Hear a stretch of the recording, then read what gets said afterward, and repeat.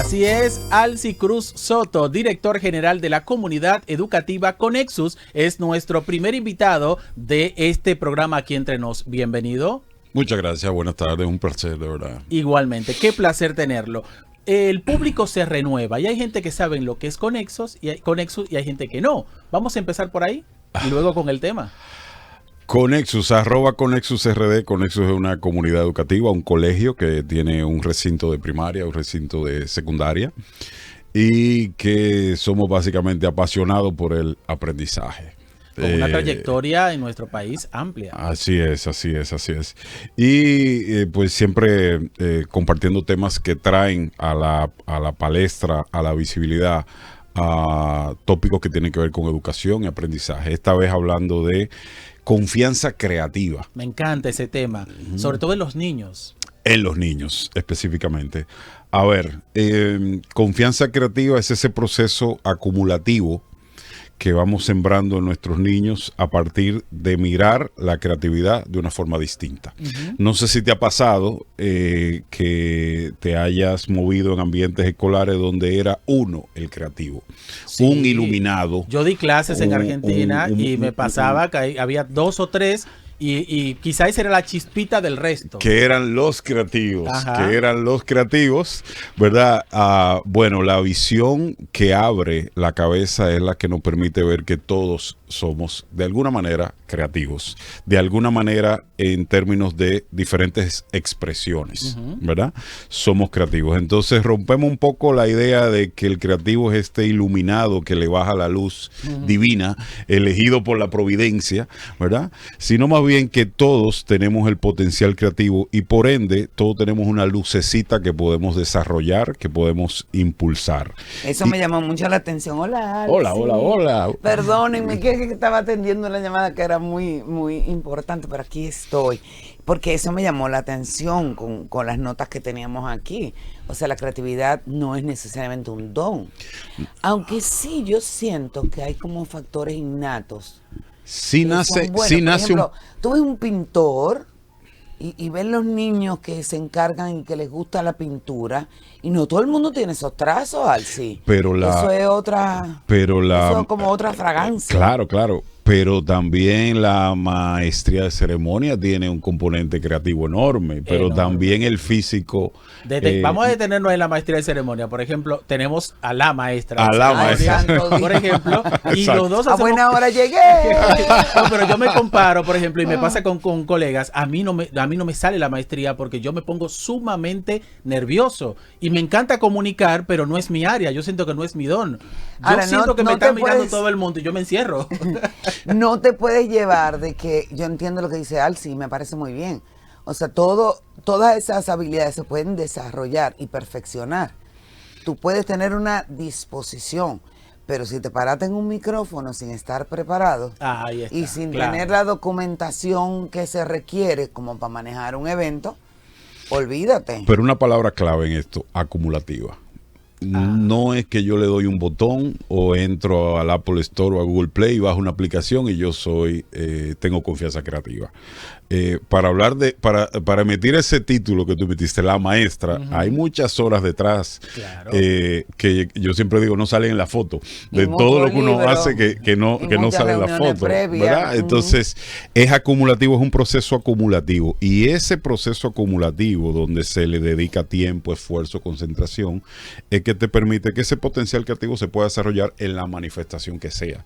Le voy a poner un ejemplo. La vida es muy amplia. Yo tengo la expresión creativa en el arquitecto, pero tengo la expresión creativa en el astronauta, pero tengo la expresión creativa en el güirero, pero tengo la expresión creativa en lo que tú quieras, ¿verdad? En lo que tú quieras.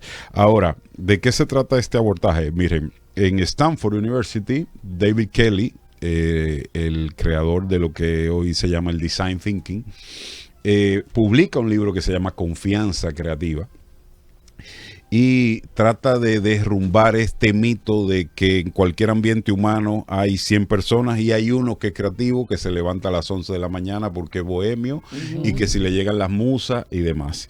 Y él trata de derrumbar ese mito y más bien decir que es algo que está muy vinculado a los miedos y a quienes te acompañan en el proceso de romper tus miedos. Wow.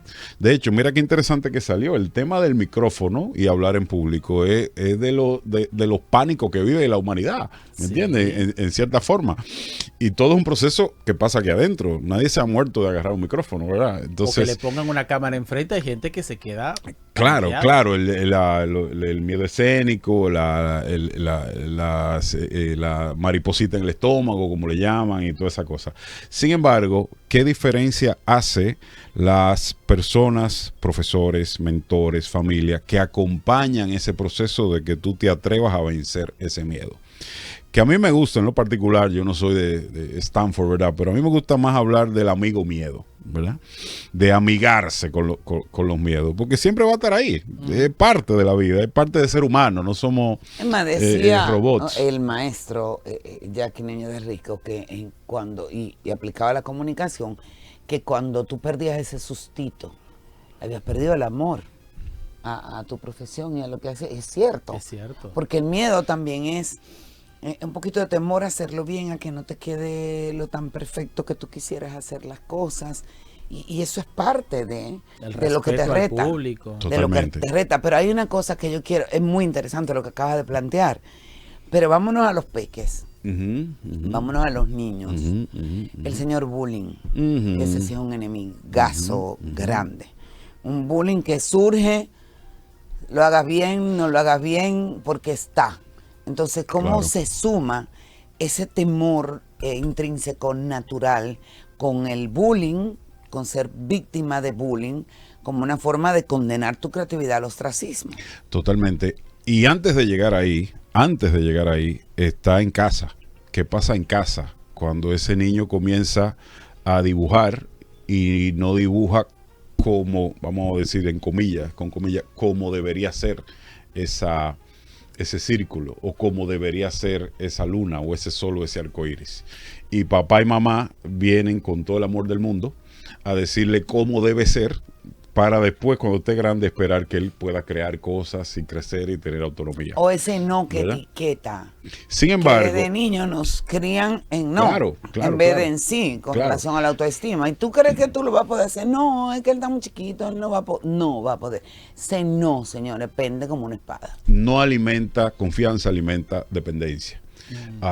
Y después decimos, ¿y cómo está y cómo maneja el bullying? Es que el manejo del bullying depende de la autoestima, y la autoestima depende de que yo te haga más preguntas que sermones. Generaciones anteriores desarrollame eso, me gustó. Claro, de generaciones anteriores tuvimos que desarrollar el salto cualitativo importante de venir de muchos no y muchas dinámicas verticales en casa, ¿verdad? A tener que encontrarnos con el mundo y darnos cuenta que para salir adelante en el mundo teníamos que ir abrirnos más que cerrarnos, ¿verdad? En términos de creatividad. ¿Qué sucede? A mí me preguntan mucho a cada rato, ¿y cómo se maneja lo del bullying? Yo siempre me voy más para atrás. Yo siempre me digo, espérate, es que antes de llegar al tema bullying, tú tienes que mirar si se nutrió esa autoestima. Porque si yo, niño de la edad que sea, adolescente, incluso hasta me voy lejos, hasta adulto, tengo unos niveles de autoestima sana provenientes de los adultos que me acompañaron. Cuando venga el bullying, cuando venga el ataque, yo voy a poder defenderme, porque mi valor no depende de lo que pasa allá afuera, ¿verdad? Exacto. ¿Qué sucede? Que cuando vienen ese tipo de situaciones que son propias del mundo y esa autoestima no ha sido nutrida, alimentada, yo me desbarato porque dependo de que venga papi y mami a rescatarme. Entonces, cuando hablamos de confianza creativa y estos procesos acumulativos de abrir la libertad creativa, estamos impactando directamente en ese nivel de autoestima sana que se va nutriendo en el chico, porque él puede decir, pero mira, yo puedo crear, yo puedo dibujar la luna de esta forma y no me están restringiendo. Y la clave es una pregunta muy sencilla: ¿cómo tú lo harías? No, la creatividad no es necesariamente la luna tal cual. puede haber un ingrediente adicional. Y si no, pregúnteselo a Van Gogh, ¿verdad? Preguntarle a Van Gogh, preguntarle a Picasso, por favor. Exactamente. ¿Me entiendes? Entonces, ¿qué quiere decir? A ver, y para aclarar a quienes nos escuchan, no es un tema de laissez-faire, a lo que tú quieras que está bien, no es eso. Claro, porque eso afecta también. Yo he visto compañeros que, no, pero yo crecí que para mi mamá y mi papá todo estaba bien. Y ya yo dibujo, yo escribo así, yo leo así. Y eso también es un problema, porque después mandas una persona a la sociedad que piensa que como mamá y papá le dijo que todo estaba bien, el mundo también se lo va a aplaudir. Cosa que no va a pasar. Y eso es cruel. El mundo lo va a romper. Entonces no hicimos la labor de crianza que teníamos que hacer. No preparamos esa mochila para el mundo, lo preparamos para estar dependiendo de nosotros. Sin embargo, y que ese es el camino del sermón, digamos, ¿verdad? Y de lo binario, si no. Sin embargo, cuando yo te hago la pregunta de cómo tú harías esa luna, de acuerdo a cómo te sientes hoy, de acuerdo a lo que comimos en la cena, como tú, yo estoy enfatizando tu lucecita, ese valor único que cada ser humano tiene. No estoy poniendo un sello a la vaca o producción en serie, no sé si me explico. Entonces, confianza creativa tiene que ver con eso, con yo mirar el potencial y darle el espacio de que se desarrolle a partir de la apertura, no de la cerrazón. Que no tiene que ver con... La acumulativa, me gusta también. Y acumulativa, claramente. Y acumulativa. Son pequeños retos, miren, pequeños logros, una de las cosas más chulas que tienen los bellos tapones que vivimos son hacerle preguntas en el vehículo a los niños. De todo lo que están viendo en su entorno. Es bueno. Es decir, letreros, cuestiones que ven en la calle. Mira, hay mucha basura. ¿Cómo tú lo harías? ¿Cómo tú resolverías el problema de la basura? Ahí hay muchísima creatividad. ¿Cómo tú resolverías este tapón? Mira, tenemos una hora trancado aquí en el carro. ¿Cómo tú lo resolverías? Claro que el chiquillo no va a venir con una data analizada en una matriz de riesgo de la NASA, ¿verdad? Claro que no. Va a decir lo que pueda poner, lo que pueda plantear de acuerdo a su edad. Pero lo que voy sembrando es, tú puedes dar respuesta, tú puedes crear, tú puedes articular una respuesta. Y despertar la creatividad. Tú puedes hacer algo, tú puedes generar, tú te puedes expresar. Incluso aunque yo adulto diga, oye, qué disparate dijo ahora. Pero yo te estoy dando la oportunidad de que te desarrolle. Entonces, a nivel de repeticiones, es decir, de hábito de eso, el mensaje que va quedando en ese cerebro es, pero mira, yo puedo pensar por mí. Y cuando te equivocas, yo puedo crear. Cuando un niño se equivoca, lo más chulo que hay en la vida son los errores. Yo no sé ustedes, pero yo me equivoco algunas 77 veces al día. Claro. Y el error es ese. Esas son las piedras sobre las que te puedes montar para crecer. Totalmente. Es el mejor amigo del aprendizaje, el error. Es decir, y a ver... Pero quizás un niño no lo entiende igual, Alci. Dependiendo de los adultos que la acompañen. Porque una cosa es que yo te señale y otra cosa es que te diga, ¿y qué te llevó a hacerlo de esa manera? ¿Qué podemos aprender de esta equivocación? Fíjense que el abordaje que le estoy comentando es muy distante a no lo haga así, eso está mal, eso sí es feo, un hijo mío no puede hacer una cosa así, todos esos sermones que no sirven para nada hoy en día. El mundo cambió y el mundo depende de la pregunta hoy en día. Sí. Entonces, la pregunta que implica yo darle un lugar a ese chiquillo para que él se dé cuenta de que él puede construir, incluso aunque se haya equivocado. De hecho, el error es un trampolín para el aprendizaje a cualquier edad, en cualquier ámbito. Pero usted está planteando algo muy importante y me lleva a la generación de, cuando yo crecí, que escuchaba mucho, el muchacho no opina, el muchacho no habla, el muchacho no es gente. Es el no que se lo estampan aquí a los niños. Entonces, realmente, y hoy vemos la sociedad en la que estamos, que yo no sé de cuándo viene el muchacho no habla, el muchacho no es gente. Y creo que no va a poder. Exacto. Ese no. Es una cosa terrible. Pero que quizá eso tiene que ver, para cerrar la idea, en lo que estamos viendo hoy en día como sociedad. Claro, pero yo te pregunto, ¿alguna vez tú te hubieses imaginado en etapa escolar que por un aparatito de esto tú ibas a decirle que viniera un vehículo a buscarte, iba a llegar al punto exacto donde tú estabas y te iba a llevar al punto exacto donde tú vas? Eso no era ni imaginable. Relativamente hace poco tiempo, ¿verdad? Hoy en día estamos hablando de inteligencia artificial, rompiendo todos los esquemas habidos y por haber. ¿Y qué tiene que ver eso de por medio? La creatividad, la apertura a la creatividad. Debe ser empática siempre la creatividad para que tenga un mayor sentido. Cuando yo me pongo en los zapatos de ese niño de 5 o 6 años, digo, pero en ese momento yo necesitaba que me escucharan. En ese momento yo necesitaba más preguntas que sermones. Este chiquillo que hoy está viviendo en el mundo de hoy, le puede hacer bien que yo le pregunte, que yo le dé voz, no que le baje raya, ¿verdad? Entonces la empatía, el mismo David Kelly plantea la empatía como el punto de partida para pensar la realidad, de hecho, es decir, déjame ponerme los zapatos del usuario, déjame ponerme los zapatos de mi audiencia en un contexto de un evento, a ver cómo hablarle, déjame ponerme en el contexto del 27 de febrero cómo tiene que ser el discurso, déjame ponerme en el contexto de la audiencia para ver cómo tiene que ser esta campaña publicitaria de tal o cual marca, es decir, la empatía como base del diseño. Y entonces, si lo vemos de esa manera, esto es algo profundamente humano, lo que estamos hablando. Sí. El robot es el que necesita esos mandatos verticales de no, esto es así, esto no es así, esto es data. El humano necesita esta apertura de preguntas que le permita desarrollarse su potencial que tiene. Si no, estamos haciendo un gran trabajo para que nuestro muchacho a los 54 años esté abriendo la nevera en casa, dependiendo de nosotros. Y eso es tan amplio porque incluso el marketing ha cambiado hoy en día de esta manera, porque antes era, te ofrezco esto, y de un tiempo acá es, ¿tú qué quieres? O sea, escuchar más al consumidor para en base a eso darle un producto. Claro. ¿Y cómo está eso que usted está diciendo ligado con todo?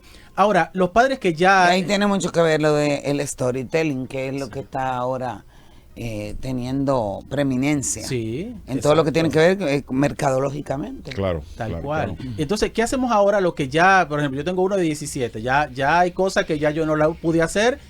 ¿Qué hago de aquí en más? Y padres que nos están escuchando, cometí errores y quizá con los nietos, con los sobrinos, con los más chiquitos, ¿cómo puedo reparar eso o cambiarlo?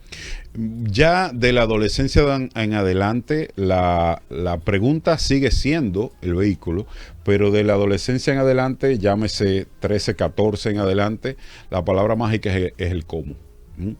Es decir, cómo tú resolverías ese problema, cómo tú lo harías, cómo tú harías ese discurso si tú fuese el presidente de la República, cómo tú manejarías la comunicación si fuera Yarna, cómo tú manejarías un colegio, cómo. La palabra cómo no lo pone a pensar ni el qué ni el para qué, sino el cómo. Y eso te obliga a conectar con potencial creativo. Ay, mi madre, ¿cómo? Espérate, ¿verdad? ¿Y cómo se hace eso? ¿Y cómo que funciona la tecnología? ¿Y cómo que funciona Aunque casi siempre la creatividad tiene fuentes de inspiración. Claro que sí. ¿Qué pasa con esos aspectos psicológicos? Ya lo último, y qué pena, porque conversación tan interesante. Ay, sí. Con esos aspectos psicológicos que deben ser tratados, porque la escuela es el complemento de la familia y de la casa, y viceversa, en aras del desarrollo de la creatividad. Ese es otro programa. Sí, ese tiene que ser otro programa. Y por ejemplo, pienso en hogares disfuncionales. Claro. En hogares donde habría que tratar a los padres para ese cómo. Claro. Que quizás llevan a cabo una educación de esas que anula. Y es un reto porque una generación que fue criada en el sermón no tiene las herramientas para criar desde la pregunta. Es un reto. Tú tienes que reinventarte en tu labor de crianza. Sin embargo, de eso depende el futuro de su hijo, de su hija. Es una labor desafiante y más con muchachos que tienen tanto acceso a información. Y yo creo que no solamente con relación a la creatividad, el sistema educativo tiene que abocarse a cambiar el sermón por el cómo. Absolutamente, y más con el contexto de inteligencia artificial, lo que está pasando en la generación que viene subiendo y en las aulas está rompiendo todo lo que vivieron las generaciones anteriores, se está desparramando en términos educativos. Es decir, tú tienes al frente un chiquillo de etapa preuniversitaria que tiene inteligencia artificial en su mano para poder debatir o armar cualquier discusión. Brillante. Eso cambió todo. Tú brillante y excelente. Pues tenemos pendiente ese otro. El de los padres es crítico. El de los padres. Sí, es que crucial. Pasa en los hogares, hasta donde tú puedes tener por mismas situaciones que ni siquiera adrede, que te toca vivir o que no has podido resolver. Claro. Los niños se afectan enormemente. Claro. Y los va dejando como en un solo mosaico, dejando que el miedo los arrope. Gracias al señor Alci de la Cruz. Interesantísima conversación. Por eso, como da un próximo programa, Pues va a venir pronto si Dios quiere. Yo me llevo el cómo para cuando en casa me digan, ¿y por qué ese castigo? ¿Cómo tú lo harías? Totalmente. Mira, niño. No, esto es una cosa. Buenísimo. Porque dímelo tú, Bárbara. Dime tú. No, hombre.